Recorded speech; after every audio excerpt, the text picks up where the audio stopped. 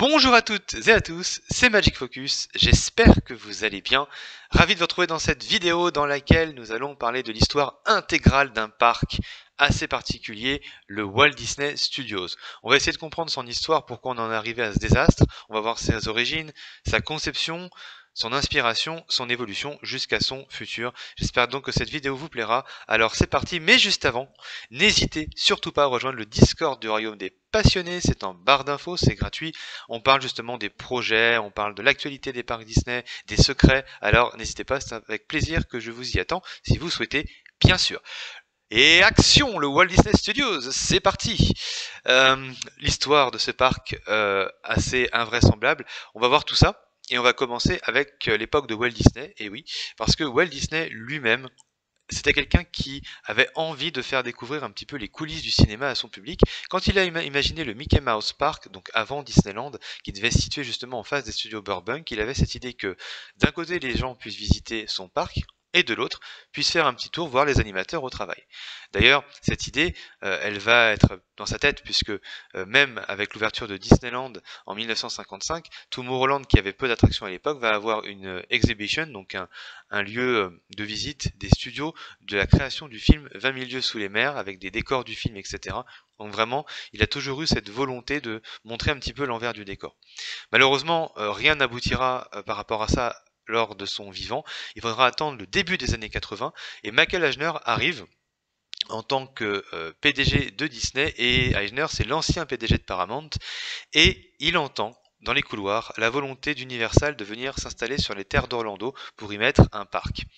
À ce moment-là, Walt Disney Imagineering travaille en fait sur un pavillon sur le cinéma à Epcot avec une attraction majeure. Eisner insiste sur le fait que ce pavillon doive en fait se transformer en parc. Alors c'est un peu compliqué à l'époque car Disney est un peu dans des difficultés financières et se pose aussi les problèmes des films live qui sont pas très populaires chez Disney. Et du coup il y a un contrat avec la société MGM qui est signé et du coup Disney peut exploiter certains films de la firme notamment pour le Dark Ride spectacle The Great Movie Ride.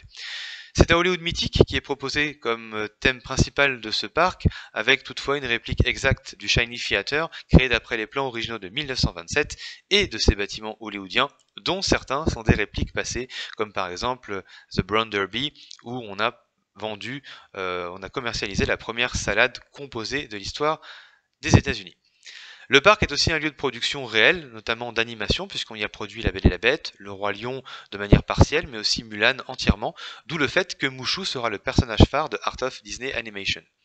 On notera aussi l'arrivée de spectacles au fur et à mesure, dont certains sont encore là, et l'arrivée d'attractions appartenant à d'autres sociétés comme Star Tours ou encore les Muppets. Mais revenons en Europe, puisque c'est le parc européen qui nous intéresse, avec les MGM Studios Europe. Alors ce parc devait s'inspirer bien sûr de ce qui s'est fait en Floride. C'est un parc qui est lancé en mai 1990 avec des négociations sur un parc autour du monde du cinéma. Alors malheureusement, ce parc n'a pas été présenté au Preview Center d'Euro Disney à l'époque en raison de retards, des retards qui sont liés entre des débats qu'il y avait eu entre Disney et le ministre de la Culture de l'époque sur la représentation du 7e art français. Avec un objectif de 8 millions de visiteurs, eh bien, ce parc aurait dû ouvrir, comme je disais, à l'été 1995. Alors, qu'est-ce qu'on aurait pu trouver dans ce second parc? Eh bien, le Studio 1, avec un véritable Hollywood Boulevard à l'image de Main Street. D'ailleurs, on aurait pu, grâce à des petites techniques, plonger le boulevard dans le jour ou dans la nuit à volonté. On aurait trouvé au bout le Chinese Theater avec The Great Movie Palace, une version améliorée de The Great Movie Ride avec les films Mary Poppins, Roger Rabbit, Indiana Jones, Parapluie de Cherbourg, etc. et un pré-show autour des Frères Lumière. On aurait eu bien sûr Sunset Boulevard avec une énorme salle de spectacle, la Sci-Fi Dining, Attraction Studios avec une attraction sur les effets spéciaux, le Studio Tram Tour avec une visite des studios de tournage, puisque oui, il y aurait eu de véritables lieux de tournage dans ce parc, Production Studios, Studios Monsters avec 3 studios d'enregistrement pas forcément accessibles au public, Indiana Jones Action Spectaculaire, un spectacle qui aurait été très similaire à celui de Floride, mais également un restaurant dans un temple en ruine sur le thème d'Indiana Jones, le Gangster Shootout, qui aurait été une attraction style Indiana Jones Adventure, où on aurait été embarqué dans les rues de New York lors de la période de la Prohibition pour une aventure avec des gangsters, donc ça aurait été un shooting ride, ou encore l'art de l'animation, qui aurait été le plus grand studio d'animation d'Europe s'il avait existé. Mais malheureusement, tout ça va rester à l'état de rêve, puisque avec l'échec d'Euro Disney, il n'y aura pas de MGM Studios Europe, vous le savez, et la suite, on la connaît. Un parc sur le thème du cinéma est annoncé le 29 septembre 1999, il ouvrira en mars 2002. Le parc est construit avec d'énormes contraintes de budget, et malheureusement, ce sera construit comme ça. Ainsi, eh bien, il manque terriblement de détails. D'ailleurs, il manque tellement de détails que certains Imagineers à l'époque se croyaient être backstage alors qu'ils étaient en réalité on-stage. Le plus petit parc Disney du monde ouvre ses portes 10 ans après le plus beau chef-d'œuvre de Walt Disney Imagineering à l'époque. Douche froide, critique unanime et justifiée de la presse, désert total du public, manque de thème clair, pas de théma ni d'immersion. Le parc fermera à 16 h tant le monde n'est pas au rendez-vous. Et ouais, et Disney mettra en place les tickets un jour de parc afin d'attirer un peu plus de monde. Alors, on va se plonger dans le parc de 2002. Quel était ce désastre en 2002? Le parc ressemblait à ça. Et eh bien, c'était pas joyeux, mais il y avait quand même quelque chose d'intéressant, c'était la place des Frères Lumière et Studio 1. Alors on les a toujours aujourd'hui, c'est là qu'il y a eu le plus de budget finalement qui a été mis. Donc la place des Frères Lumière, avec Font-Claude qui s'inspire de l'ambiance des studios, un petit peu avec cette architecture Spanish Revival qui va rappeler le style des studios construits à cette époque, y compris ceux de Disney d'ailleurs à Hyperion Avenue. Donc on va y trouver la statue de Fantasia qui représente le premier film réalisé dans les studios de Burbank et le château d'oreille, la Earful Tower en anglais, qui sera en fait le seul Winnie, le seul point d'attrait des visiteurs de ce parc en termes de visuel, c'est dire. D'ailleurs, il aurait dû se trouver à l'arrière, hein, comme à l'époque dans les studios, le backlot servait de lieu de tournage d'effets spéciaux, etc. Et pour prévenir les risques d'incendie, normalement, ce château d'oreille aurait dû se retrouver derrière, mais par manque d'attrait visuel, ils l'ont mis devant. Ensuite, comme je disais, il y avait le Studio 1. Alors le Studio 1, c'est quand même un lieu qui est intéressant. C'est le seul survivant du projet de base des MGM Studios Europe. Et ce studio, s'il avait été en fonction, aurait été le second plus grand studio de tournage d'Europe. Et ici, c'est en fait le film Lights Camera Action qui est en préparation de tournage. Donc c'est un Hollywood fantasmé qui est recréé ici, mais dans un style très carton-pâte puisque nous sommes dans des décors de cinéma. Et oui, budget oblige. Les décors montrent ici l'évolution de Hollywood Boulevard entre les années 20 et les années 60. Alors on va trouver du matériel technique apparent, des caméras, des projecteurs, des consoles qui renforcent le côté envers du décor. Cela montre aussi comment un studio de tournage fonctionne. À gauche, on va trouver des magasins art déco. On va trouver le Alexandria Theatre, qui est un cinéma mythique de l'époque d'Hollywood, mais également Hollywood and Wine, qui sont des magasins très bon marché. On va trouver aussi le Gossip Column, qui est un kiosque qui vendait des magazines pour entretenir en fait la popularité des acteurs des studios. Last Chance Gas, qui rend hommage à la route 66 avec le véhicule Choupette qu'on peut trouver dans la boutique du film Un amour de Coccinelle, et de véritables objets d'ailleurs de cette route mythique. Et à droite de la rue, quand on rentre, eh bien, ça représente l'ensemble des restaurants et clubs mythiques d'Hollywood à l'époque. On va retrouver là aussi The Brown Derby, mais également le Tiki Bar tout au bout, qui sont vraiment des bars qui explosaient dans les années 60. On va trouver également des panneaux publicitaires des années 40. On va trouver aussi des références au monde du cinéma. On va trouver par exemple Atmosphère du film Casablanca, des références à des acteurs. Bref, Studio 1 a quand même été conçu avec un peu de budget et de détails, mais ce sera malheureusement le seul endroit assez intéressant du parc à son ouverture, puisque on arrive ensuite à Animation Courtyard. Donc le Animation Courtyard, c'est en gros à l'époque la zone consacrée à l'animation. Évidemment, à l'époque, il était prévu de mettre des animateurs qui auraient été délogés du studio de Montreuil mais qui ne sont jamais venus, évidemment, quand ils ont vu comment était le parc, c'était même pas la peine pour eux, ils ne sont jamais venus. Donc, on avait le Art of Disney Animation, donc le Art of Disney Animation, comme je disais, avec Mouchou, etc. L'avantage, c'est qu'on avait quand même, et qu'on a toujours ce petit musée sur l'animation qui était quand même plutôt cool. Ensuite, il y avait Animagic. Animagic qui avait la spécificité d'utiliser ce qu'on appelle le théâtre de la lumière, enfin le style du théâtre de la lumière noire de Prague, de manière à avoir un petit peu ces effets 3D sur les personnages. Mais on avait aussi une technique de manipulation spécifique des marionnettes venues du Japon. Et en fait, les marionnettistes animaient de très grands pantins articulés portés par des tiges pour créer justement des mouvements relativement réalistes pour pouvoir mieux diriger les personnages. D'ailleurs, il y avait pas moins de 17 personnages qui prenait vie à Animagic, qui était le seul spectacle avec Mickey en vedette au Walt Disney Studios. Et puis on avait bien sûr les tapis volants d'Aladin qui ont été ajoutés en urgence et qui étaient là pour qu'on tourne une séquence d'Agraba. Voilà, c'est comme ça que ça a été justifié. Évidemment, une justification vraiment très très étrange et surtout qui tenait pas debout, mais c'est comme ça que étaient les Walt Disney Studios à l'époque, rien ne tenait debout ou presque.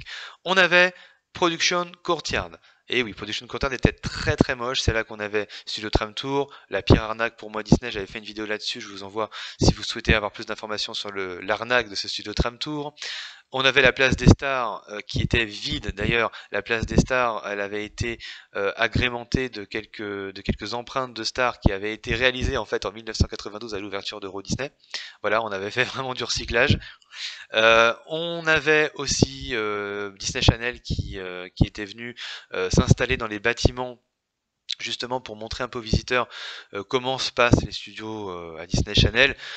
Il y avait tellement pas de succès que en fait ils avaient dû du coup faire mettre une attraction un peu un simulateur où les visiteurs construisaient leur propre montagne russe pour l'expérimenter. C'était le Cyberspace Mountain.